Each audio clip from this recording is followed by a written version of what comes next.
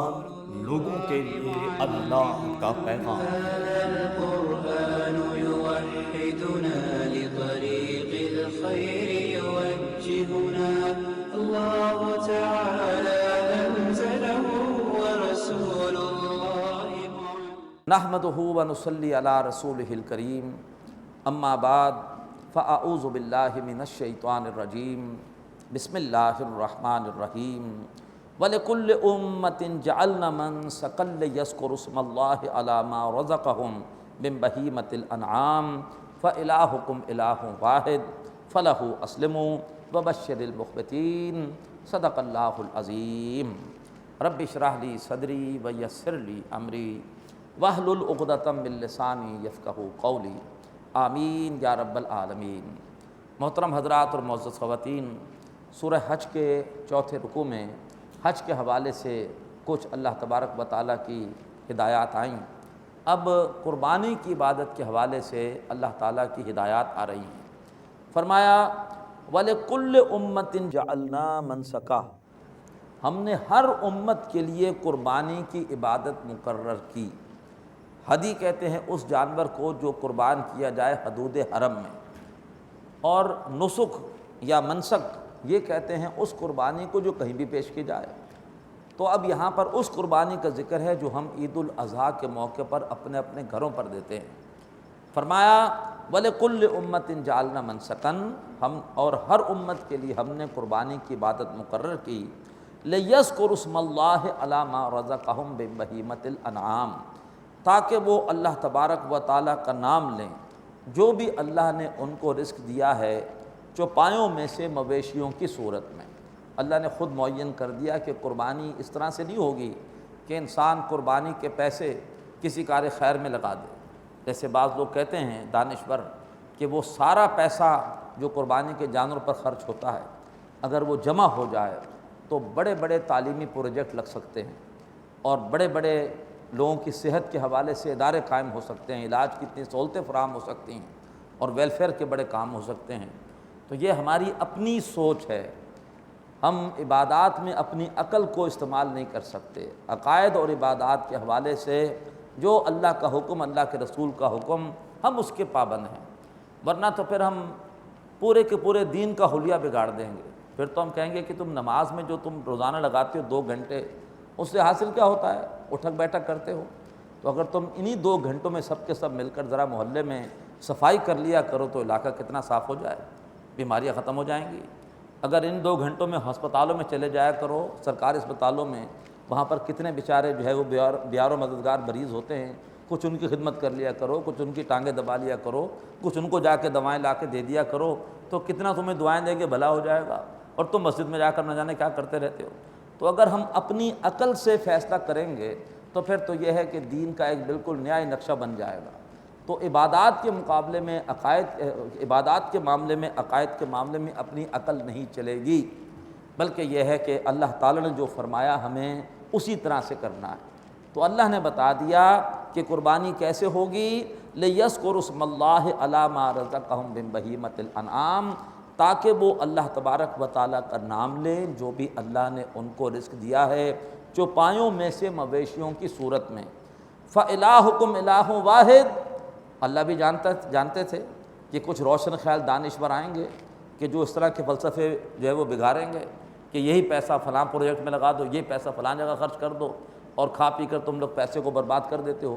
تو اللہ تعالیٰ چونکہ جانتے تھے کہ یہ فتنے اٹھیں گے، اللہ کے الفاظ سنیے، فَإِلَٰهُكُمْ إِلَٰهٌ وَاحِدٌ، تو تمہارا معبود ہے ایک ہی معبود، فَلَهُ أَسْلِمُوا، بس اس کا کہنا مانو۔ اس اللہ نے حکم دیا ہے کہ قربانی اس طرح سے ہوگی، تمہیں اللہ کی راہ میں جانور ہی ذبح کرنا ہوگا۔ اللہ کے رسول کا ارشاد کہ اللہ کو یوم النحر سب سے زیادہ پسندیدہ عمل یہ ہے کہ جانوروں کا خون بہایا جائے۔ لہٰذا کسی دانشور کو اچھا لگے یا نہ لگے، لیکن اللہ کا حکم، اللہ کے رسول کا حکم یہ ہے ہمیں اسی طرح سے کرنا ہے۔ ورنہ بڑی جھوٹی جھوٹی کہانیاں مشہور کر رکھی ہیں کہ جو ہے وہ ایک شخص نے بڑے حج کے لیے پیسے جمع کیے، اچانک اسے اطلاع ملی کہ فلاں شخص بڑا ضرورت مند ہے، اس نے سارے پیسے اس کو دے دیے۔ اب ایک شخص حج کر کے آیا تو اس نے آ کر بڑی تعریف کی اس کی کہ میں نے تمہیں وہاں خانہ کعبہ میں دیکھا اور تم ہر کام بڑے جذبے سے کر رہے تھے، یہ تھا وہ تھا۔ اس نے کہا میں تو حج پر نہیں گیا، کہا کہ میں نے تمہیں وہاں پر دیکھا ہے۔ اور تمہارا حج تو بڑا زبردست ہوا. اب یہ ساری جھوٹی کہانی، اور نام رکھا ہوا ہے ایسی کہانیوں کا حج اکبر، حج سے لوگوں کو روکنے کے لیے کہ حج مت کرو، بلکہ جو پیسے جمع ہو جائیں وہ ویلفیئر کے لیے دے دو، کسی کی مدد کے لیے دے دو. تو بلا شبہ ویلفیئر بھی کرنی ہے، اس کے لیے زکوٰۃ ہے، اس کے لیے صدقات ہیں، لیکن یہ نہیں ہو سکتا کہ ہم ایک عبادت کی کاسٹ پر دوسری عبادت کو بجا لائیں. زکوٰۃ الگ ہے، حج الگ ہے. لوگ اس طریقے ایسی کہانیاں گھڑ کر لوگ حج سے یا قربانی سے روکنے کی کوشش کرتے ہیں. خود سوچئے کہ قربانی کی پوری عبادت ہے ہی عقل کی قربانی، ورنہ خود سوچئے، کوئی پوچھے کسی سے کہ کیا بچے کو ذبح کرنا عقل میں آتا ہے؟ اللہ ابراہیم علیہ السلام کو حکم دے رہے ہیں کہ بچے کو ذبح کرو، حالانکہ ویسے منع ہے اسلام میں کہ جنگ میں بھی بچوں کو مت مارو، لیکن اللہ تعالیٰ حکم دے رہے ہیں کہ بچے کو ذبح کرو. تو اگر ابراہیم علیہ السلام اپنی عقل وہاں پر لگانا شروع کر دیتے کہ اللہ سے سوال کرتے کہ اللہ میرے بچے کا قصور کیا ہے، مجھے کیوں حکم دیا جا رہا ہے ذبح کرو، لیکن یہ ہے کہ نہیں، اللہ کا حکم ہے. ابراہیم علیہ السلام نے یہ نہیں سوال کیا بچے کو کیوں حکم دیا جا رہا ہے، اپنے بچے کو میں ذبح کروں اپنے ہاتھ سے، اللہ کا حکم ہے، تیار ہو گئے بچے کو ذبح کرنے پر. اللہ تعالیٰ نے بچے کو ہٹا لیا، اس کی جگہ جنت کا مینڈا آ گیا. تو یہ قربانی تو اصل میں عقل کی قربانی ہے. اچھا ہے دل کے ساتھ رہے پاس بان عقل، لیکن کبھی کبھی اسے تنہا بھی چھوڑ دے. ہمیشہ جو ہے وہ عقل کے حوالے سے سارے کام نہیں ہوں گے، بلکہ یہ ہے کہ عقل سے بھی زیادہ بڑی چیز اللہ تبارک و تعالیٰ کی ہدایت اور تعلیم ہے. ہر چیز ہماری عقل میں نہیں آتی. اللہ تبارک و تعالیٰ ہمیں عقل کا غلام ہونے سے محفوظ فرمائے. صبح ازل یہ مجھ سے کہا جبرائیل نے، جو عقل کا غلام ہو وہ دل نہ کر کو بول. تو ہمیں عقل کی غلامی نہیں کرنی، اللہ کی غلامی کرنی ہے. ہماری سمجھ، ہماری عقل ناقص ہے، اللہ تبارک و تعالیٰ کا حکم وہ زیادہ بہتر ہے. فرمایا فَإِلَٰهُكُمْ إِلَٰهٌ وَاحِدٌ. حج کے موقع پر تو اکثر اللہ تعالیٰ نے ہمیں اچھی طرح سے ہماری روٹین کو توڑا ہے. ویسے نماز کب پڑھتے ہیں؟ اپنے وقت پہ پڑھتے ہیں، لیکن نہیں، عرفات کے دن وقت پہ نماز نہیں پڑھنی. مغرب کا ٹائم ہو گیا، سورج غروب ہو گیا، نہیں پڑھنی. آج نماز پڑھنی ہے کہاں جا کے؟ مزدلفہ. کیوں؟ آج اللہ کا حکم یہ ہے. جس نے عرفات میں نماز پڑھی اس کی نماز ہوگی نہیں. حاجی کو آج نماز جا کے مزدلفہ میں پڑھنی ہے، عشاء کے ساتھ ملا کے پڑھنی ہے. اسی طریقے پر خانہ کعبہ میں نماز کا ثواب کتنا ہے؟ 1,00,000 کے برابر ہے. 8 ذی الحجہ کو اگر ایک حاجی جائے نا، منا نہ جائے، وہ جی منا کیوں جاؤں، وہاں جا کے کوئی 5 نمازیں کیوں پڑھوں، میں تو خانہ کعبہ میں نمازیں پڑھوں گا، 1,00,000 کا مجھے ثواب ملے گا، اسے ایک نماز کا ثواب نہیں ملے گا. کیوں؟ آج اللہ کا حکم ہے کہ حاجی منا جائے، اور منا جا کر وہاں ظہر، عصر، مغرب، عشاء اور فجر پڑھ کے پھر مزدلفہ، پھر عرفات کی طرف جائے. تو اہمیت کسی جگہ کی ہے ہی نہیں، نہ اہمیت کسی وقت کی ہے، اہمیت اللہ تعالیٰ کے حکم کی ہے. اللہ جس چیز کو چاہے. آج آپ عرفات میں جا کے 10 دن کا اعتکاف شروع کر دیں، کوئی ثواب نہیں ملے گا. عرفات کی کوئی اہمیت نہیں آج. ہاں 9 ذی الحجہ کو اہمیت ہوگی، وہاں پر حاجی جائے گا، دعائیں کرے گا تو اللہ تعالیٰ جو ہے وہ بڑی تعداد میں لوگوں کی بخشش فرما دیتا ہے. فرمایا فَإِلَٰهُكُمْ إِلَٰهٌ وَاحِدٌ. تمہارا معبود ہے ایک ہی معبود. فَلَهُ أَسْلِمُوا. پس اس کا کہنا مانو. وَبَشِّرِ الْمُخْبِتِينَ. اور اے نبی خوشخبری سنائیے عاجزی اختیار کرنے والوں کو. یہ مخبتین، عاجزی اختیار کرنے والے کون ہیں؟ الَّذِينَ إِذَا ذُكِرَ اللَّهُ وَجِلَتْ قُلُوبُهُمْ. یہ وہ لوگ ہیں کہ جب اللہ کا ذکر کیا جاتا ہے تو ان کے دل کانپ جاتے ہیں. وَالصَّابِرِينَ عَلَىٰ مَا أَصَابَهُمْ. اور جو بھی ان کے اوپر کوئی تکلیف آتی ہے اس پہ صبر کرتے ہیں. وَالْمُقِيمِ الصَّلَاةِ. اور یہ نماز قائم کرنے والے ہیں. وَمِمَّا رَزَقْنَاهُمْ يُنْفِقُونَ.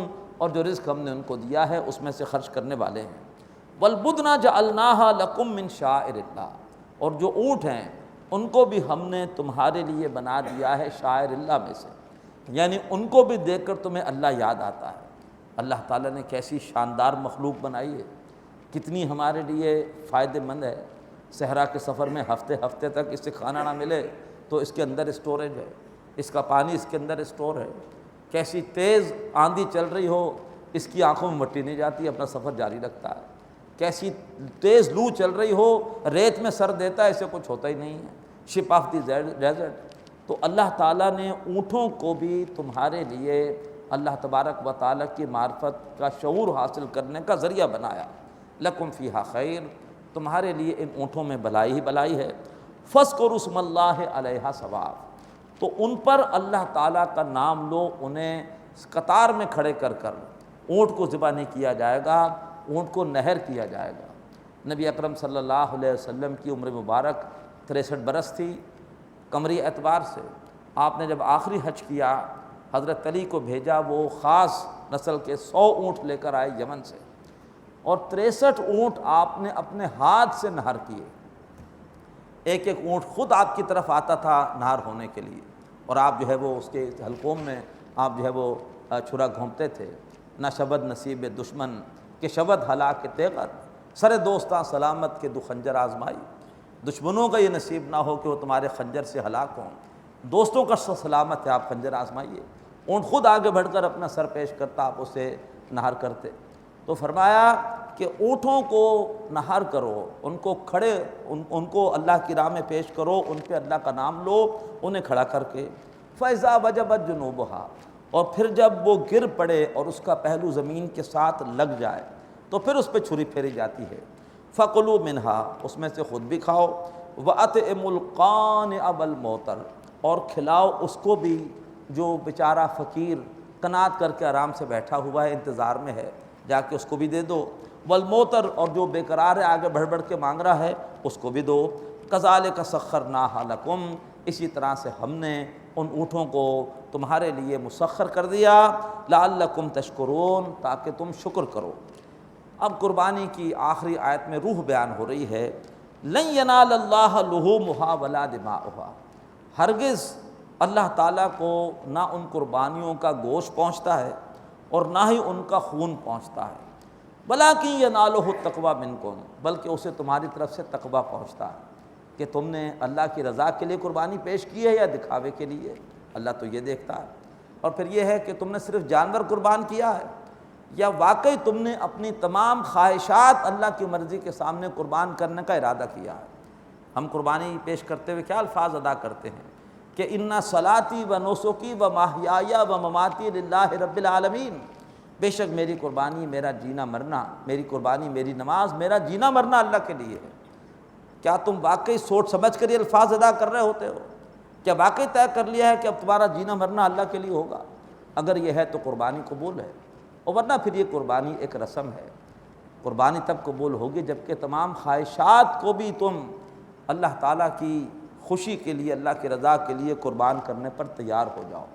دل میں یہ آرزو ہو کہ اللہ میں سب کچھ آپ کی رضا کے لیے قربان کرنے کو تیار ہوں، رگوں میں وہ لہو باقی نہیں ہے، وہ دل وہ آرزو باقی نہیں ہے، نماز و روزہ و قربانی و حج یہ سب باقی ہیں تو باقی نہیں ہے۔ تو ہم نے تو ہر چیز کو رسم بنا دیا ہے، ورنہ تو قربانی سیدنا ابراہیم کی قربانیوں کی یاد ہے، جیسے انہوں نے ہر محبت اللہ کی محبت کے سامنے قربان کی۔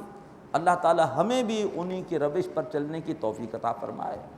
اللہ کو نہ تمہاری قربانیوں کا گوشت پہنچتا ہے نہ خون پہنچتا ہے، اسے تو تمہاری طرف سے تقویٰ پہنچتا ہے۔ کذالک سخرھا لکم، اسی طرح سے اللہ نے وہ قربانی کے جانور، بڑے بڑے جانور، قوت والے جانور تمہارے قابو میں کر دیے، لتکبروا اللہ علی ما ھداکم، تاکہ تم اللہ کو بڑا کرو جیسے کہ اس نے تمہیں ہدایت دی ہے۔ تم نے جانور ذبح کرتے ہوئے اللہ اکبر پڑھ دیا، کیا واقعی تمہارے معاملات میں بھی اللہ بڑا ہے؟ تمہارے گھر میں اللہ کی بڑائی چلتی ہے؟ تمہارے کاروبار میں اللہ بڑا ہے، تمہارے شادی بیاہ میں اللہ بڑا ہے، تمہارے ملک میں، تمہاری پارلیمنٹ میں، تمہاری عدالتوں میں اللہ کا قانون چلتا ہے؟ فرمایا کہ یہ تکبیر عید کے دن جو بار بار پڑھی جاتی ہے، عیدگاہ جاتے ہوئے بھی، آتے ہوئے بھی، خطیب بھی آپ کو جو عید کے خطبے میں بار بار تکبیریں سناتا ہے، یہ تکبیر ہمیں جھنجھوڑتی ہے کہ آیا ایسا ہے بھی ہے کہ نہیں؟ اللہ کو ہم کہہ رہے ہیں اللہ سب سے بڑا ہے، لیکن کیا ہمارے اس معاشرے میں اللہ کی مرضی چل رہی ہے؟ یہ ہمیں جھنجھوڑنے کے لیے یہ تکبیریں ہیں۔ لِتُكَبِّرُوا اللَّهَ عَلَى مَا هَدَاكُمْ وَبَشِّرِ الْمُحْسِنِينَ، تاکہ تم اللہ کو بڑا کرو جیسے کہ اللہ نے تمہیں ہدایت دی۔ وَبَشِّرِ الْمُحْسِنِينَ، اے نبی جو نیکوکار ہیں آپ انہیں خوشخبری سنائیے۔ ان اللہ یدافع عن الذین آمنوا، سورہ حج کا دوسرا حصہ مکمل ہوا، حج اور قربانی کے بارے میں ہدایات مکمل ہوئیں۔ اب 4 آیات ہیں جو دوران سفر ہجرت نبی پاک کو عطا ہوئیں، جن میں اللہ نے مسلمانوں کو اب قریش کے خلاف، کافروں کے خلاف جنگ کی اجازت دے دی، ورنہ مکی دور میں تو کہا تھا کہ ہاتھ بندے رکھو اور برائی کا جواب اچھائی سے دو، تاکہ ان میں جو تمہارے دشمن بھی ہیں تمہارے اعلیٰ اخلاق سے متاثر ہو کر تمہارے دوست بن جائیں۔ اب فرمایا کہ ان کافروں پر حجت پوری ہو گئی، اب اللہ تمہیں بھی جنگ کی اجازت دے رہا ہے۔ ان اللہ یدافع عن الذین آمنوا، بے شک اللہ تبارک و تعالیٰ دفاع کرے گا ان لوگوں کی طرف سے جو ایمان لائے۔ ان اللہ لا یحب کل خوان کفور، بے شک اللہ تعالیٰ ہر خیانت کرنے والے ناشکرے کو پسند نہیں کرتا۔ یہ مکے والے خیانت کرنے والے ہیں، انہوں نے اللہ کے گھر کے ساتھ خیانت کی، اللہ کے گھر کو شرک کا اڈہ بنا دیا۔ یہ مکے والے ناشکرے ہیں، انہوں نے محمد جیسی عظیم ہستی کی ناشکری کی، قرآن جیسی عظیم دولت کی ناشکری کی۔ اذن للذین یقاتلون بانہم ظلموا، اجازت دے دی گئی ان لوگوں کو جن کے ساتھ ظلم کیا گیا کہ اب وہ بھی اللہ کی راہ میں جنگ کر سکتے ہیں۔ اس سے پہلے انہیں اجازت نہیں تھی، اب انہیں اجازت دی جا رہی ہے۔ اذن للذین یقاتلون بانہم ظلموا، اجازت دی گئی ان لوگوں کو جن کے ساتھ جنگ کی جا رہی تھی، جن پر مشرکین مکہ ظلم کے پہاڑ توڑ رہے تھے، انہیں اجازت دے دی گئی جنگ کی، اس لیے کہ ان کے اوپر ظلم کیا گیا ہے۔ وَإِنَّ اللَّهَ عَلَىٰ نَصْرِهِمْ لَقَدِيرٌ، اور بے شک اللہ تعالیٰ ان کی مدد کرنے پر قادر ہے۔ الَّذِينَ أُخْرِجُوا مِن دِيَارِهِمْ بِغَيْرِ حَقٍّ، یہ وہ لوگ ہیں کہ جن کو ان کے گھروں سے نکالا گیا ناحق، الا مگر اس وجہ سے ان یقولوا ربنا اللہ، کہ انہوں نے یہ کہا کہ ہمارا رب اللہ ہے، ہم اللہ کے سوا کسی اور کو رب نہیں مانتے۔ وَلَوْلَا دَفْعُ اللَّهِ النَّاسَ بَعْضَهُم بِبَعْضٍ، اور اگر اللہ تعالیٰ اسی طرح سے لوگوں میں سے بعض کو بعض کے ذریعے سے دفع نہ کرتا رہتا، مٹاتا نہ رہتا، اللہ تعالیٰ خوشخبری دے رہا ہے کہ اللہ مسلمانوں کے ہاتھوں اب ان مشرکین کو مٹائے گا۔ اگر اللہ تعالیٰ اسی طرح سے لوگوں میں سے بعض کو بعض کے ذریعے سے مٹاتا نہ رہتا، لَهُدِّمَتْ صَوَامِعُ وَبِیَعٌ وَصَلَوَاتٌ وَمَسَاجِدُ يُذْکَرُ فِیہا اسْمُ اللہِ کثیرا، تو یقیناً ڈھا دیے جاتے، منہدم کر دیے جاتے تکیے سے مراد راہب خانے عیسائیوں کے، وبیع اور عیسائیوں کے گرجے، وصلوات اور یہودیوں کے صلوات عبادت خانے، ومساجد اور مسلمانوں کی مسجدیں، یعنی وہ مراکز کے جن میں اللہ تعالیٰ کا ذکر کیا جاتا ہے، ان مراکز کی بے حرمتی ہوتی، تو اللہ تعالیٰ ہمیں منع فرماتا ہے کہ ہم کسی غیر مسلم کی عبادت گاہ کا بھی جو ہے وہ اس کی بھی بے ادبی نہ کریں، ہم اس کے بھی احترام میں کمی نہ کریں، چاہے جائے کہ مسجدوں کو شہید کر دیا جائے، اور جو ہے وہ ہمارے ہاں وہاں بابری مسجد کو شہید کیا گیا تو ہم نے ضد میں آ کے یہاں پر کچھ مندر جو ہے وہ ان کے گرا دیے۔ ہرگز یہ اسلام کی تعلیم نہیں ہے۔ اسلام تو کہتا ہے غیر مسلموں کی عبادت گاہوں کا بھی احترام کرو، ہیں وہ غلط، لیکن یہ ہے کہ اسلام اس کی اجازت نہیں دیتا۔ اسلام کہتا ہے ان کے جو بھی معبود ہیں ان کو گالی بھی مت دو، ورنہ وہ پلٹ کر تمہارے اللہ کو گالی دیں گے۔ یہ بات ہم پڑھائے ہیں سورہ انعام میں۔ تو غیر مسلموں کی جو عبادت گاہیں ہیں ان کا بھی احترام یہ اسلامی تعلیمات میں سے ہے۔ فرمایا اگر اس طرح سے اللہ لوگوں میں سے بعض کو بعض کے ذریعے سے ختم نہ کرا دیتا تو راہب خانے، گرجے، صلوتے اور مسجدیں وہ شہید کر دی جاتی، یذکر فیہا اسم اللہ کثیرا، کہ جن میں کثرت سے اللہ کے نام کا ذکر کیا جاتا ہے۔ وَلَيَنْصُرَنَّ اللَّهُ مَن يَنْصُرُهُ، بڑی پیارے الفاظ ہیں، اور اللہ ضرور اس کی مدد کرے گا جو اللہ کی مدد کرے گا۔ چاہتے ہو کہ اللہ کی مدد ملے، اللہ کا پکا وعدہ، اللہ تمہاری مدد کرے گا اگر تم اللہ کی مدد کرو۔ اللہ کی مدد کیا ہے؟ اللہ کے دین کی مدد، اللہ کے دین کو پھیلاؤ، قرآن مجید کو پھیلاؤ، اللہ کے کلام کو عام کرو، اللہ کے دین کے غلبے کے لیے، شریعت کے نفاذ کے لیے جد و جہد کرو، اللہ تعالیٰ ضرور تمہاری مدد کرے گا۔ یقین نہ آئے تو طالبان افغانستان کو دیکھ لیں، اللہ نے مدد کی ہے کہ نہیں کی ہے۔